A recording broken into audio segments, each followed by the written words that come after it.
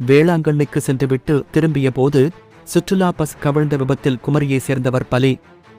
நெல்லை மாவட்டம் பணக்குடி அருகே உள்ள பழவூர் கூட்டப்புள்ளி கிழக்கு தெருவை சேர்ந்தவர் பிரிஸ்கோ, வயது 62. இவர் தற்போது தனது குடும்பத்தினருடன் குமரி மாவட்டம் 5 கிராமம் அருகே உள்ள மயிலாடி பகுதியில் வசித்து வருகிறார். இவரது மனைவி ஓய்வு பெற்ற அரசு பள்ளி ஆசிரியை ஆவார். இவர்கள் 2 பேரும் மயிலாடியில் உள்ள தனது உறவினர்கள் மற்றும் நண்பர்கள் என மொத்தம் 34 பேருடன் தனியார் ஆம்னி பஸ்ஸில் சுற்றுலா சென்றுள்ளனர். பின்னர் அவர்கள் வேளாங்கண்ணிக்கு சென்றுவிட்டு நேற்று இரவு ஊருக்கு திரும்பி வந்து கொண்டிருந்தனர். இன்று காலை பஸ் நெல்லையை அடுத்த டக்கரம்மாள்புரம் தனியார் நர்சிங் கல்லூரி அருகே பஸ் வந்தபோது திடீரென டிரைவரின் கட்டுப்பாட்டை இழந்து பஸ் சாலையின் ஓரத்தில் இருந்த பள்ளத்தில் கவிழ்ந்தது.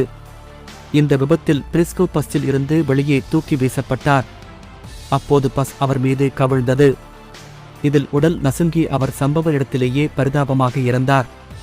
இதனிடையே பஸ் கவிழ்ந்ததால் அதில் இருந்த பயணிகள் அனைவரும் கூச்சலிட்டனர். பஸ்ஸின் இடிபாடுகளுக்குள் சிக்கிய பயணிகள் வெளியே வர முடியாமல் தவித்தனர்.